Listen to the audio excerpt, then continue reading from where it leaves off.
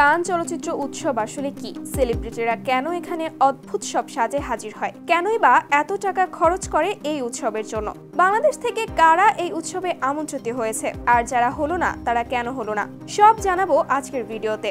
ফ্রান্সের রিসোর্ট শহর প্রতি বছর কান চলচ্চিত্র উৎসব আয়োজন করে থাকে। 1946 সাল থেকে প্রতি বছর মে মাসের দিকে এই উৎসব আয়োজিত হয়ে থাকে। সব ধরনের অভিনেত্রীরাই এখানে অংশগ্রহণ করতে পারেন। এখানে কিছু সেলিব্রিটি আছে যারা কান ফেস্টিভ্যালে আমন্ত্রণ পায়, আবার এমন কিছু সেলিব্রিটিও আছে যারা আমন্ত্রণ পায় না ঠিকই, কিন্তু কান ফেস্টিভ্যাল ঘুরে দেখতে যায়।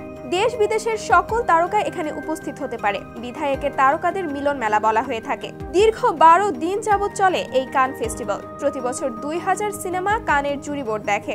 এর মধ্যে 70টি সিনেমা মনোনীত হয়, যা কান উৎসবের সময়ব্যাপী দেখানো হয়। 2022 সালে আব্দুল্লাহ আল সাদ অভিনীত রেহানা মরিয়ম নূর সিনেমা মনোনীত হয়েছিল। তবে এবার আসনা হাবিব ভাবনাকে ভিন্ন ভিন্ন রূপে এই চলচ্চিত্র উৎসবে দেখা গিয়েছে, যা নিয়ে বর্তমানে সোশ্যাল মিডিয়ায় তোলপাড় চলছে। কোন তারকা কার থেকে বেশি জমকালো পোশাক পরতে পারে, এটাই যেন এই উৎসবের সবচেয়ে বড় প্রতিযোগিতা। সে যাই হোক বন্ধুরা, এখন নিশ্চয়ই আপনারা বুঝতে পেরেছেন অপু কিংবা বুবলি বা বাংলাদেশের অন্যান্য তারকাদের কেন কান ফেস্টিভ্যালে দেখা যায়নি। তো বন্ধুরা, আগামী বছর কান ফেস্টিভ্যালে বাংলাদেশের কোন তারকাকে আপনি দেখতে চান সেটা কমেন্ট করে জানাতে ভুলবেন না কিন্তু।